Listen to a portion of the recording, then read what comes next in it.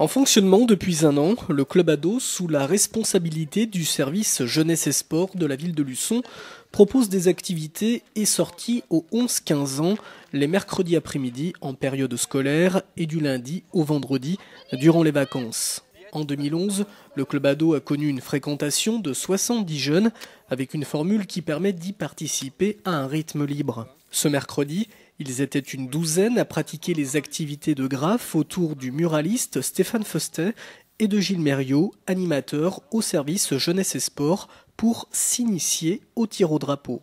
Un premier groupe a travaillé sur des panneaux en aggloméré côté graphe pour réaliser une fresque sur le thème annuel luçonnais, le Celtic. Explication. Tout le mois de mars, donc le premier mois de l'année pour le club, donc nous sommes plutôt sur des illustrations graphes, donc chantier graphe avec illustration avec une thématique celtique puisque c'est l'année celtique sur Luçon. Donc on a certainement un prolongement de l'atelier aujourd'hui, donc avec des illustrations de panneaux sur ce thème celtique.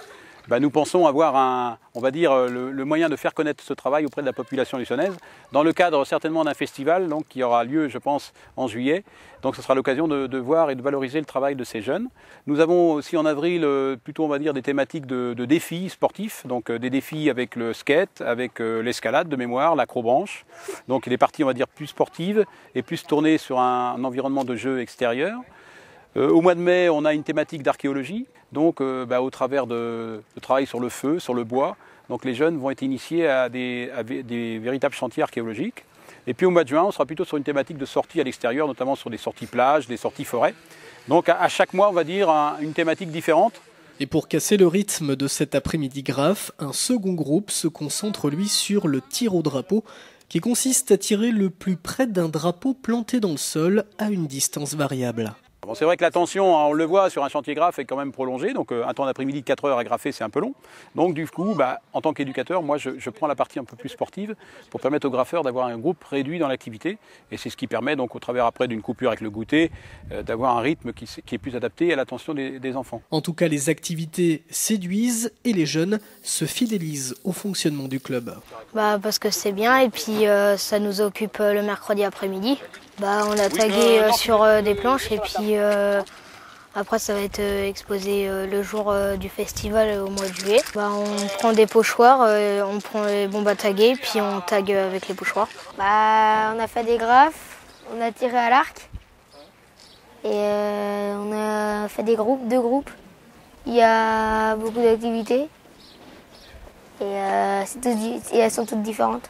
Je viens surtout pour m'amuser, puis il y a une bonne ambiance, puis il y a Valentin qui est venu aussi. J'ai fait du graphe et du tir à l'arc et du basket. Le club ado qui ouvre également un volet social en travaillant en partenariat avec le service d'éducation et de soins spécialisés à domicile, le CESAD de Luçon, qui permet là aussi à des jeunes accompagnés d'un éducateur d'intégrer les différentes activités. C'est le cas d'Aurélien. Parce que j'ai avec le CESAD de Luçon, puis voilà, donc le CESAD, puis on fait avec Gilles, puis on fait des tags, on va faire plein de trucs avec Gilles. On a fait du tir à l'arc dans le stade de Luçon.